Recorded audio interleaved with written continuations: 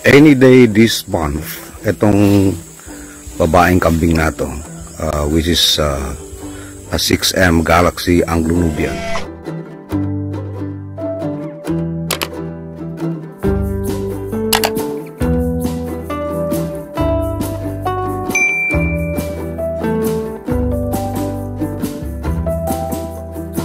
He is expected to give birth. Katabi niya po yung isang batang buck na siguro mga month old. And ito yung tatay noong binubuntis nung do na yan. Makikita nyo, I wanted to show this because makikita nyo kung gaano kalaki yung kanyang udder, no? O yung kanyang suso. And dyan nyo makikita yung potential ng kambing na ito for milk production. Kaya ito sila, itong 6M Galaxy lines na ito actually are reputed to be among the most prolific milk producers. In fact, they've been occupying the top milkers ranking ng American Dairy Goat Association. And we're happy to have this in our farm, itong 6M Galaxy line.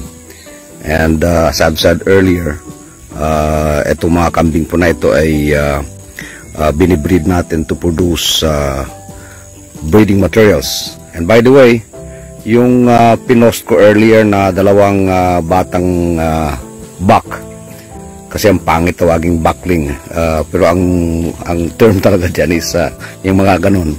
Ang tawag talaga sa kanila is buckling, at ang babae naman na bata is doeling, no? Kanya lang mukhang awkward, no? May double meaning kasi. Anyway, young buck, no? Yung pong dalawang young buck na kapapanganak lang na sinabi kong magiging available. Sorry sa mga interesado, taken na po. Merong isang batang farmer from Alamada na kukunin niya yung isa. And then the other one will go to my friend, former Governor Ismael Toto Mangudadato, now Congressman. Sapagkat meron din po siya mga kambing and he would like to improve his lines by acquiring a young buck out of this buck, no? Itong toro na to, and yung isa pang 6M Galaxy na babae na kapapanganak lang. So ganyan po ka valuable tong mga kambing na ito, and I'm happy that we received another 5 from out of the new shipment that we had, also coming from Joanne Patterson, one of the top Anglo-Nubian breeders in the US. This is the 6M Galaxy line, the Rolls-Royce of Anglo-Nubians in the goat. The breeding season has started for our goats. Ito yung panahon ng taon na nag-uumpisang mag-hit yung ating mga dairy goats.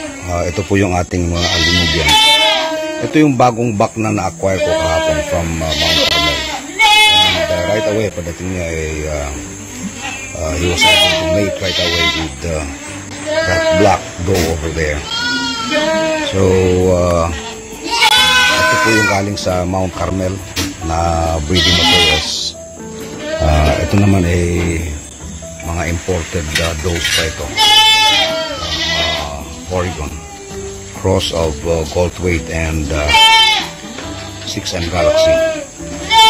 And ito pa yung ating mga young does ready for mating.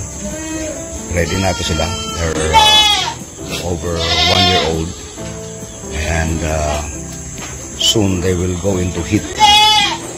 And abutin lang nakakuha tayo ng magandang buck from Mount Carmel yesterday. This is a strange season for goat breeders like me. We noticed that we're getting more males of the offsprings of our La Mancha and Anglo-Nubian goats here in the farm. Not only us. I was in Mount Carmel yesterday, and the officer in charge of the breeding program of Mount Carmel also told me that they're getting 70% male this season. So ito po yung isang pen. This is a La Mancha doe mated to an Anglo-Nubian buck, which I lost actually. And ito naman, this is the spotted Anglo-Nubian 6M Galaxy line. And lalaki din po ang anak nito. So tatlong lalaki. Ito yung pang-apat na lalaki. Another spotted doe mated to an Anglo-Nubian buck. At napakagwapo ng anak nito. Poging-pogi. Pero lalaki din. So apat na. At ito yung pang-lima. Another La Mancha doe, again mated to an Anglo-Nubian buck. And ito yung kanyang anak, lalaki din. So we have 5 kids, and we'll be having a lot of breeding materials. Si Yusek Sevillano, magkasabay kami sa Governor's League, magkaibigan kami. So I decided to bring him here. Hindi nakasama sa programa to. Nag-advise lang yung National Livestock Program na ibisita sa aking farm. Sabi ko, you might as well visit NBRNC because that is our most successful multiplier farm project. No? Kasi gusto ko makita niyo yung project na ito. Because hindi na binubula ko yung taga Mount Carmel. No? Ito yung pinaka-successful na multiplier farm. Kasi ang daming multiplier farm na ginawa ang gobyerno, puro palpak. Why? For one simple reason. Nabigay ng hayop, walang pagkain. Yung Mount Carmel, ayan o, nakikita niyo may forage sila. Yeah. Pero sinasabi ko kay LL, hindi pwede yan, pag tinamaan kayo ng El Nino dyan, magproblema kayo. Okay? So, last week, I was here. Bumili ako ng isang buck. Yung buck ko na yun, nakita mo yung buck ko na yun. Bili ko dito yan. Last week, nandito ako, sabi ko, El, may mga bili ako ng sorghum. Bibigyan ko kayo. Nag-commit ako ng good for 2 hectares na bili, di ba? Okay? Why? You have to learn how to make silage. So, ang kailangan natin dito, Yusek na suporta, this center needs additional support. Because they have proven that they are a reliable partner in our women's program. I think we should support them all out. Tulungan natin sila by providing yung silage equipment. Pati mga silage bags. Supplyan natin sila ng silage bags para pag silage sila, malalagay nila. Kasi yung silage bag, pag na-vacuum mo siya, up to 5 years. Maski isang taon na drought, wala ka tayong problema pag may silage kayo. And yung 2 hektarya na kinumit ko sa inyo na binhi, you could produce silage materials good for 200 heads for 1 year. Hindi ko siya nasabing mag-El Nino, but we have to be prepared for that. No? That's right. Kasi ang karamihan Yusek ng ating mga livestock program, at alam itong Dr. Fajardo, alam niya na pati si Yusek Rodinas, si Yusek Rodinas, former Yusek ng BA ito, no? Consultant sa ngayon na Region 10. Ang karamihan sa ating mga livestock programs, napalpak because bigay tayo ng hayop, wala pagkain. Now, ang isa pang naging problema natin dati, yung corruption, even in the livestock procurement, ang corruption. Pag-upo ko sa DA, 2016, inabutan ko pa ang procurement nila ng kambing, na ang halaga ng kambing, I think, was 175,000 pesos each. Tinanong ko sila, anong klaseng kambing yan? Golden Sungay? Kasi bakit ang uwod na mahal, no? And then, okay na sana mahal na maganda. Mahal na, na basura eh. So, ang nangyari dito, Director, ako mismo namili nitong stocks na ito. Ako namili nito. The goats here are 6M Galaxy and Colt weight lines. The best lines in the US. Yung lamansa dito, Rock and Cebu at saka Lucky Star. Alam ko yung breed nito. Kaya pinag-ayabang ko, sabi ko yan ang pinakamagandang breed ng lamansa sa Amerika. Yan ang pinakamagandang lines ng Anglo-Nubian sa Amerika. Yung 6M Galaxy at saka Colt weight. These are our Anglo-Nubian young does. Katatapos lang po nitong makastahan. and they are being fed exclusively ng sorghum silage. But look at their body. Consistent po yung aming feeding ng sorghum silage. Ayun po yung sorghum silage. And wala po kaming ibang pinapakain sa kanila. Sorghum silage lang. And so far, yung kanilang katawan ay maganda. So, bagong kasta po ito. At in about 5 months, we're expecting mga anak mga to. Ito naman yung mother Anglo-Nubian at ang kanyang baby. Makikita nyo, maski nagpapadede siya sa kanyang anak, bilog pa rin yung kanyang katawan. And makikita din nyo na maski yung baby na kambing natututo ng kumain ng silage. Ito tayo iba natin mga kambing. Ito yung La Mancha, yung walang mga tainga, and maganda yung katawan nila. They have adapted also to sorghum silage. Yun yung mga mother La Manchas. Ito, dalawa yung anak niya, parehong lalaki, half Anglo-Nubian, half La Mancha.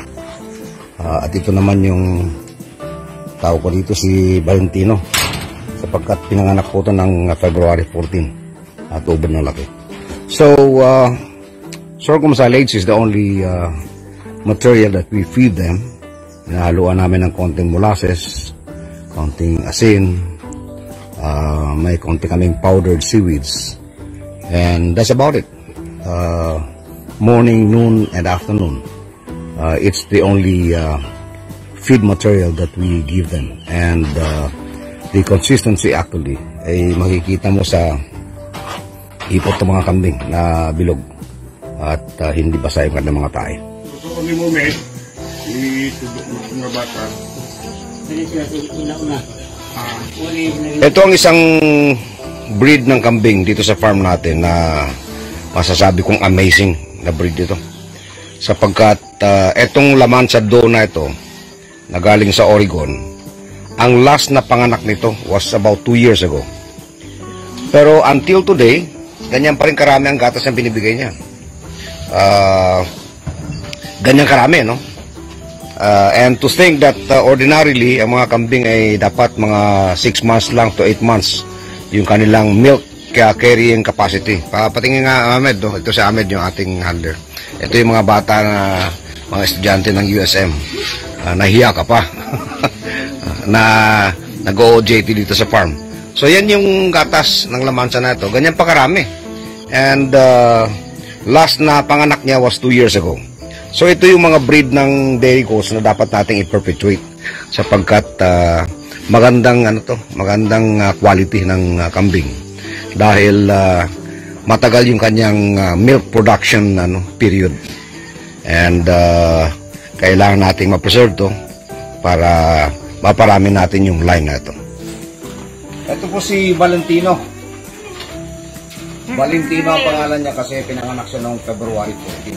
So ngayon is only April 12. So wala pang 2 buwan to. Pero tingnan niyo yung size niya, napakalaki. Ito po siya ay crossbreed ng La Mancha, yun yung nanay niya. Ito, walang tainga. And the Anglo-Nubian, yung mahabang tainga, floppy ears.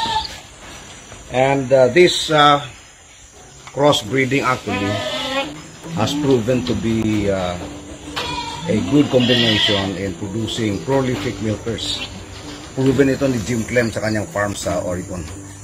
So ito si Valentino, pinili ko na ito na future buck na i-breed back ko sa kanyang nanay at saka sa iba pang La Mancha to produce 1/4 Nubian, 3/4 La Mancha. So ganyan po pumili ng mga breeding materials. Kailangan alam mo yung history ng kanilang milk production at saka yung siyempre yung kanyang physical attributes. Malaki, healthy, and those are indications of very good breeding materials for our goat raising. So yan si Valentino.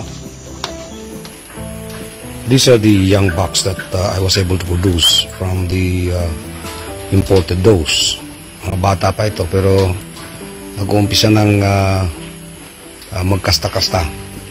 Ito yung anak nung spotted doe na 6M Galaxy, and he was able to inherit the spotted color of the mother. Ito naman yung gold weight 6M Galaxy cross, and he came out black.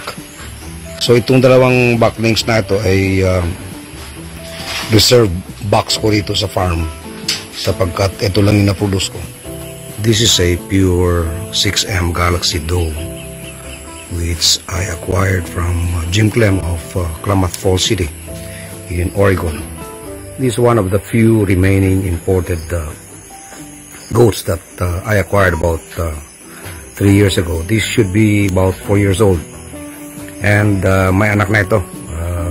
Napaka-pogi ng anak nito. Spotted din.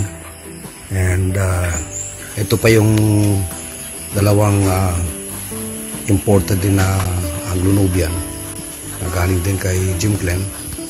And ito po yung mga naiwan sa mga kambing na inaalagaan ko.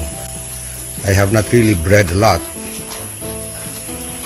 Naging busy ako sa sorghum and soybeans. But this is another 6M Galaxy.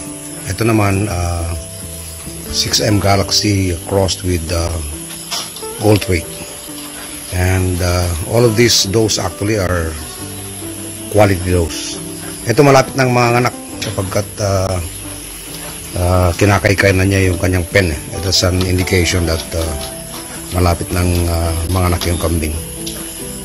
And I hope to be able to produce a lot of bucks from these imported does para ma-preserve ko po itong magandang linya na ito ng dairy goats dito sa aking farm sa Kidapawan City. One of the experiments that I made in the farm is the upgrading of our native goats and feeding them with sorghum silage. So ito po yan, makikita nyo, nanganak tong mga does ngayon. No? These are all native does. But look at the body of these native goats. Yan po yung anak niya. No? Ito po ang upgraded na native goats na binago ko yung diet. Instead na damo, na palagi silang nagtatay dalbasa. Nasanay na silang kumain ng silage na may feed mix. Ito naman, dalawang anak. Ito, nung dumating sa amin itong babae na ito, payat na payat to. Halos mamatay. But we were able to save it.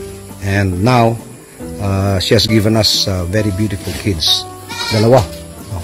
Ito naman yung talagang native to. Napakaliit na babaeng kambing na ito. Pero kita nyo yung kanyang anak dahil in-upgrade. Napakagandang tingnan. Just like this one. Ito. Native din to, maliit na kambing to, pero nakita nyo, upgraded yung anak, kaya brown lumabas, and mahaba yung tainga, at magandang katawan. So, this is the experiment that I made na napatunayan natin na kapag maganda ang diet, maganda pagkain ng native na kambing, gaganda yung katawan, at pati yung mga anak nila ay magandang lumalabas. This is an example na sa bahay ng sa backyard ng isang magsasaka, maski native ang kambing niya, kung tama yung pagkain, silage na may kaunting feed mix, ay gaganda ang hugis ng kambing. At syempre, pag maganda ang kambing mo, kikita ka. It's kidding time. Sabay-sabay ng anak yung ating mga kambing dito sa farm. Ito po yung mga spotted Anglo-Nubians. Ito po yung mga 6M Galaxy. And makikita nyo, although itim yung kanyang anak, ay dala pa rin yung kulay na spotted. Ito naman, dalawa ang anak, parehong spotted yung anak. And medyo kaunti yung gatas ng nanay. So kailangan itong maalalayan ng porco meal. So ayan, yun yung anak ng isang doon natin. So, 3. And ito yung pang-4 na nanganak. Ang Anglo-Nubian. Spotted din ang anak. At ayan siya. Ayan yung nanay, spotted. And then the 5th hybrid doe that we have here is a La Mancha na ang tatay ay Anglo-Nubian. Kaya kung mapapansin nyo, may konting tainga siya. Yung nanay niya walang tainga, pero siya merong konting tainga. So all of these are very valuable breeding materials na pwede natin gamitin sa ating upgrading program later on. All of these Anglo-Nubian does are actually 6M Galaxy and Goldthwait. Samantalang itong La Mancha is a cross of Lucky Star and Dragon. Ito po si Valentino. If you remember, noong March, pinakita ko sa inyo to. February 14 pinanganak. Kaya tinawag na Valentino. But look at him. Bukas pa ito mag 7 months old. Pero makita niyo yung katawan niya, napakaganda. 1/2 Anglo-Nubian, 1/2 La Mancha. Yung nanay niya ay La Mancha from Oregon, cross ng Raccoon CB at saka Lucky Star. Yung tatay niya naman, Anglo-Nubian na 6M Galaxy. So right now, at his age, pinapakasta ko na siya. So makikita nyo yung ganda ng kanyang katawan at ang laki ng kanyang katawan. Makikita nyo, he will be an ideal buck. Magandang pampakasta. Ayan, pinapakasta ko na siya doon sa dalawang babae. Okay? So, makikita nyo, dapat piliin yung toro tulad niyan na maganda yung katawan at saka yun ang gamitin nyo na pang-upgrade ng inyong mga native dogs. Talagang native to. Napakaliit na babaeng kambing na ito. Pero kita nyo yung kanyang anak dahil in-upgrade. Napakagandang tingnan. Just like this one. Ito, native din to. Maliit na kambing to. Pero nakita nyo, upgraded yung anak. Kaya brown lumabas and mahaba yung tainga at magandang katawan. So this is the experiment that I made na napatunayan natin na kapag maganda ang diet, maganda pagkain ng native na kambing, gaganda yung katawan at pati yung mga anak nila ay maganda lumalabas. This is a herd of Spanish goats here in Three Rivers, California. And that buck over there was supposed to go to my farm last year. Na-delay yung aking balik, kaya ito na siya. And I cannot bring him anymore to the Philippines because he will be too heavy. Masyado magiging mabigat. And hindi nakakayanin nung aking budget, yung kanyang freight cost. This guy would weigh about siguro mga nasa 70 kilos. And tignan po nyo yung bilog ng mga katawan ng mga Spanish goats na ito. Ito yung breed na dadalhin natin sa Pilipinas pang-upgrade natin sa ating native goats. Sapagkat ako'y naniniwala na itong mga Spanish goats na ito na dinala ng mga Espanyol noong dumating sila sa mga Americas same breed as the goats that we have in Northern Luzon na galing din sa Spain. So upgrading our native goats with this breed actually would result in bigger goats, and bigger goats would mean more meat in their body, and goat racing could be a profitable undertaking for our farmers in the Philippines.